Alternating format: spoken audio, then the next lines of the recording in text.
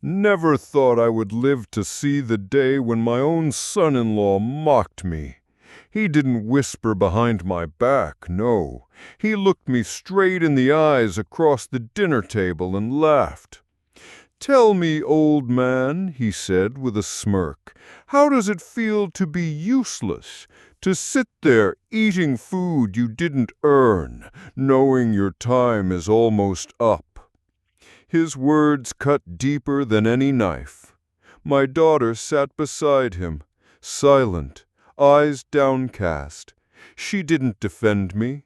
She didn't even look at me. That silence, it hurt more than his laughter. I wanted to speak, to remind him who I was, the man who built the house he now lived in, the father who sacrificed everything so his wife could have a future. But I stayed quiet. At 72 years old, people see only weakness in me. They forget the years of sweat, the nights I worked while others slept. They forget that I still hold one final truth. And when my lawyer reads my will aloud, Peter will learn just how wrong he was. You know, people see an old man and think he's just a burden, someone who takes more than he gives. But they never stop to ask what kind of life he lived, what battles he fought, and what sacrifices he made to bring his children into this world. I wasn't always this frail figure you see now. I was strong once. My hands, these hands were calloused from years of labor. I laid bricks under the burning sun. I carried lumber until my back ached. I drove trucks at night, barely sleeping, just so my children could wake up in the morning with food on the table. I remember when my daughter, Emma, was born. The nurse placed her in my arms, and I promised her, right then, right there, that I would never let her suffer. I promised her the world, even though all I had was a pocket full of coins. Her mother and I, we didn't have much, but we had love. Our home was small, but it was filled with laughter, with warmth, with music on Sunday mornings, and prayers before bed. And I truly believed that love was enough to hold a family together forever. But time changes people. When Emma grew older, she wanted more than I could give. She saw her friends wearing fine clothes, living in bigger houses, and she looked at me differently. I worked harder, pushed myself further, gave every last ounce of strength to make her dreams come true. I put her through school. I saved for her wedding. I even gave her the keys to the very house I built, my house, so she and Peter could start their life together. I thought I was doing the right thing. A father's duty is to lift his children higher than himself, isn't it? To give them wings, even if it means breaking your own back to build the nest? But after her mother passed, something changed. The laughter in our family vanished. Emma became colder, distant. And Peter, well, Peter never once respected me. He saw me not as a father-in-law, but as a weak old man clinging to the past. He didn't see the nights I came home with bleeding hands. He didn't see the hunger I endured so my children could eat first. He didn't see the tears I shed beside my wife when we wondered how to pay the bills. No, all he saw was an old man in his house, eating his food, breathing his air. And my daughter, my sweet little Emma, she let him believe that. She let him treat me that way. But what they don't know, what they could never imagine, is that every sacrifice I made, every dollar I saved, every decision I took, it all led to one final truth. A truth written down in black and white, sealed in an envelope, waiting for the day the lawyer would open it and speak it aloud. And on that day, Peter's laughter would die in his throat. The cruelty didn't stop at that dinner table. No, that was only the beginning. Peter had a way of making his insults sound like jokes. He would laugh, clap me on the back, and say things like, "Careful there, old man. Don't break a hip reaching for the salt." Everyone at the table would laugh with him. Everyone except me. I could take the words. Words are just air, after all. But what broke me was Emma's silence. She never told him to stop. She never looked at him with disapproval. Instead, she'd lower her eyes, twist her fingers nervously, and pretend not to hear. Do you know what it feels like? To raise a child, to pour your soul into her life, only to have her sit beside the man who humiliates you and say nothing? It is like dying slowly, a little more each day. One evening, it became worse. Peter came home drunk, slamming doors and shouting. I was sitting in the living room reading my Bible when he staggered in. He sneered at me.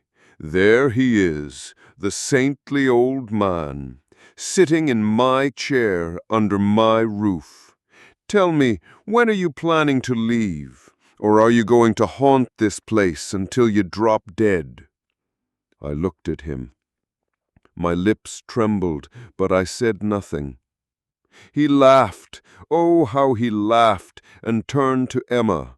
Why do we keep him here? He's like an old dog that won't die, always in the way, eating food we pay for, taking up space. Emma's eyes filled with tears, but she didn't defend me. She just whispered, "Please, Peter, not tonight." Not tonight. That was all she said. I felt my chest tighten. My heart wasn't what it used to be, and the pain of those words pressed heavy on me. I excused myself and went to my room. Behind the closed door I wept, not for myself, but for the daughter I once knew. The little girl who used to run into my arms, who used to call me her hero, was gone. In her place sat a woman too afraid or too unwilling to defend her own father. But I endured. Day after day I bore the humiliation.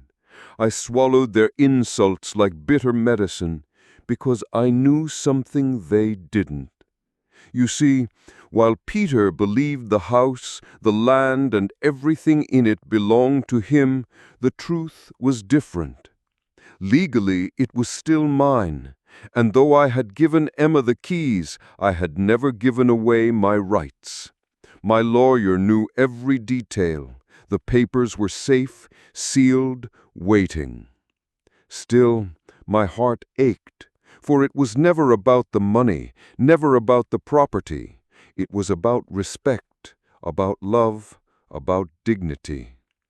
And when even your own child denies you that, what else is left for an old man to live for? But God works in silence.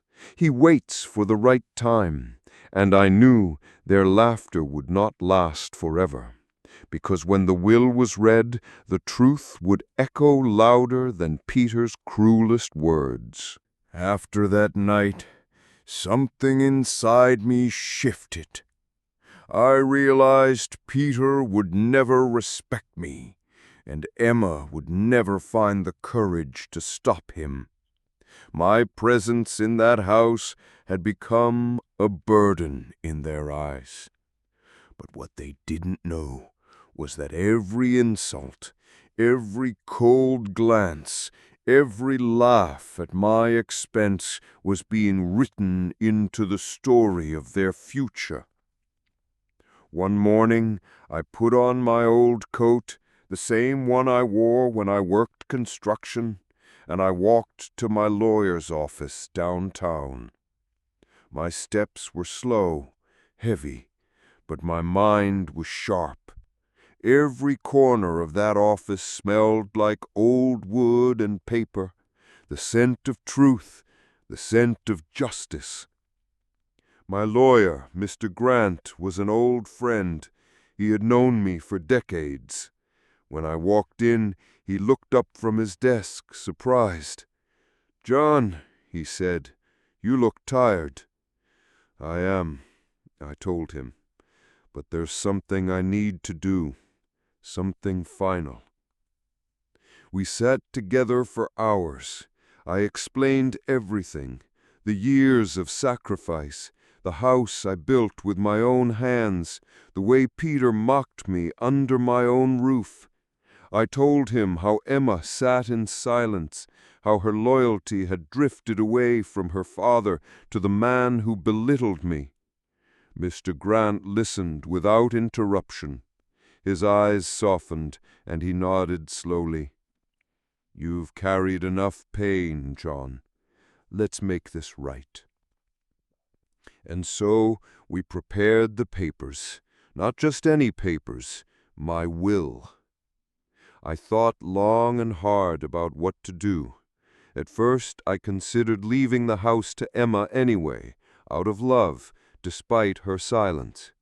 But then I remembered Peter's smirk, his mocking words, and the way Emma lowered her head instead of defending me. No, they needed to understand what true loss felt like. They needed to know that respect cannot be faked and love cannot be bought. So I wrote it down, every detail of where my life's work would go after I was gone. Not to Peter, not to Emma, but to someone who had shown me kindness in my final years. Her name was Clara, my neighbor's daughter, a gentle soul who often stopped by with warm meals, who carried my groceries when my back ached, who treated me not as a burden, but as a man.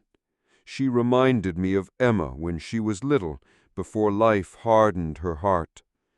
Yes, Clara would inherit the house, the land, the savings, everything. And Emma and Peter, they would receive a letter I wrote with trembling hands, explaining why I made this choice, not out of spite, not out of anger, but out of truth. Mr. Grant folded the papers, sealed them in a thick envelope, and looked at me. "Are you certain?" he asked. I nodded, more certain than I've ever been. When I left his office, a strange peace settled over me. The sun was setting, painting the sky in shades of orange and gold. For the first time in years, I felt like I had taken control of my life again. Peter could laugh, Emma could stay silent, but one day soon, they would sit in that lawyer's office expecting riches and security, and instead they would hear the truth, my truth, spoken aloud, word for word. And on that day, the weight of every insult, every cruel laugh, every act of silence would come crashing down upon them, not by my hand, not by anger, but by justice. The day finally came. It was a gray morning, the kind where the clouds hang heavy and the air feels thick with something unspoken. I had passed quietly in my sleep just a week before. No grand goodbyes, no final speeches, just silence. And now Emma and Peter sat in Mr. Grant's office, dressed in black. Their faces were somber, but I know my son-in-law well enough to imagine the thoughts swirling inside his head. He wasn't grieving me. He was waiting for the prize, the house, the land, the money, the reward for tolerating the old man a little longer. Mr. Grant, steady and serious as ever, shuffled the papers on his desk. His voice was calm when he began. "Thank you for being here today. We are here to read the last will and testament of John Whitmore." Peter leaned back in his chair with that same smirk I had seen so many times before. He squeezed Emma's hand, not out of love, but out of excitement. In his mind, this was their moment. Mr. Grant cleared his throat and began. "To my beloved daughter, Emma, you were once the light of my life. From the moment I held you in my arms, I swore to protect you, to provide for you, and to give you a future brighter than mine. And I did all I could to keep that promise. But as the years went on, I saw your silence grow louder than your love. When I was mocked, you stayed quiet. When I was shamed, you lowered your eyes. My heart broke more each day." Emma's lips trembled. Her eyes welled with tears. She gripped Peter's hand tighter. Peter, impatient, interrupted. "Yes, yes, sentimental words. Let's get to the inheritance." Mr. Grant shot him a sharp look and continued reading. "To my son-in-law, Peter, I leave you nothing. Not out of hatred, but because you already took what you wanted in life. My daughter's loyalty, her voice, her respect for her own father. You wanted my home, my table, my dignity, but you will not have my legacy." Peter's smirk vanished. His face flushed red, and he leaned forward in disbelief. "What is this nonsense?" he barked. "Surely there's a mistake." But Mr. Grant didn't stop. His voice grew firmer. "And so to Clara, the young woman who showed me kindness when I was most forgotten, I leave everything: the house, the land, the savings, every piece of my life's work, because she reminded me of the daughter I once knew, a daughter who loved her father before the silence took her voice away." Emma let out a soft sob. Tears streamed down her face. She gripped Peter's hand tighter. "No, no, this can't be," she whispered. Peter shot to his feet, slamming his fist on the desk. His voice echoed through the office, filled with rage. But Mr. Grant simply handed him the sealed letter I had written, the final message they were meant to hear. Peter tore it open with shaking hands, and Emma leaned in close as he read the words aloud. "My child, I do not leave you with bitterness, but with truth.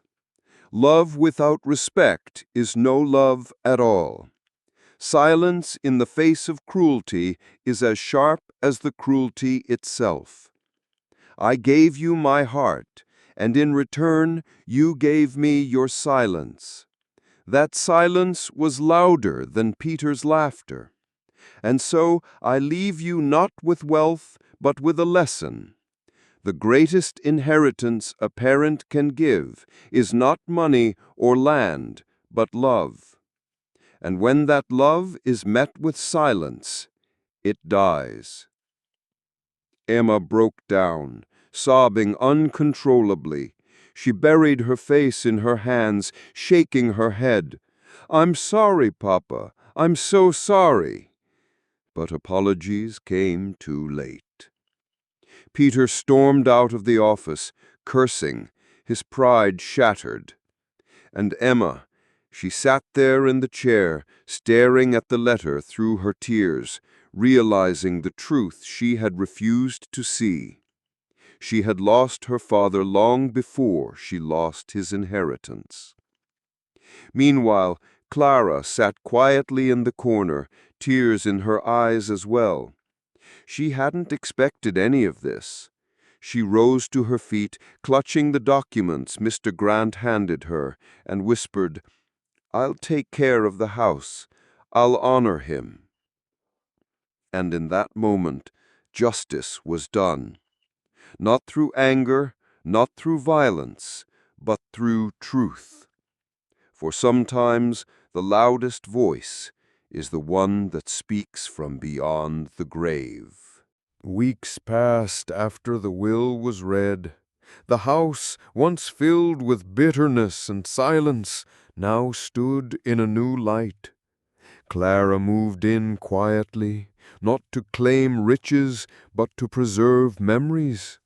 She treated every corner with respect, polishing the wood John had cut with his own hands, watering the garden he once tended, and keeping his favorite chair by the fireplace just as he left it. Neighbors noticed the difference. The house no longer felt heavy. It was alive again, cared for by someone who saw its worth, because she saw his worth.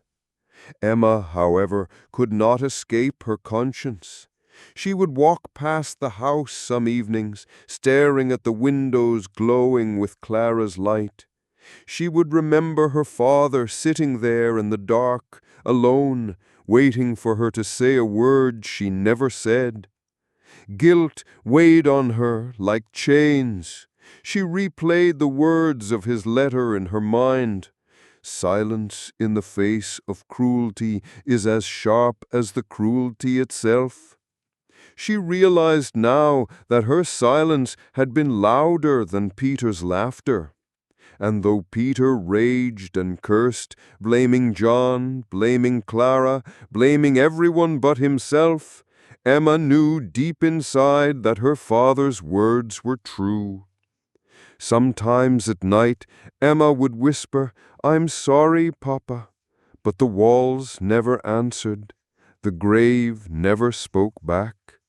Regret had become her only inheritance.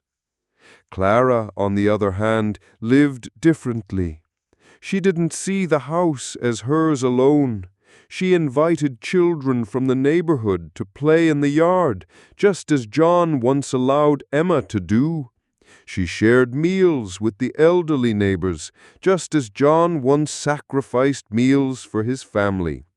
She turned his home into a place of kindness, a living legacy of the man the world had forgotten, but who refused to let his voice die in silence. One evening, Clara sat on the porch as the sun dipped low in the sky. A soft breeze carried the smell of earth and pine, the same scent John loved. She closed her eyes and whispered, "Don't worry, Mr. Whitmore. Your story isn't forgotten. I'll keep it alive." And in that moment, though he was gone, it felt as if the old man was smiling, not because he left wealth behind, but because his truth had finally been heard. The lesson was simple, yet eternal. Respect cannot be bought. Love cannot survive in silence. And sometimes the richest inheritance is not money, but the justice of a voice that refuses to die. My friend, if you take anything from this story, let it be this: never let silence be louder than love. If someone you love is mocked, stand for them. If someone you cherish is slipping away, speak before it's too late. Because one day all that will remain is the echo of words left unsaid, and that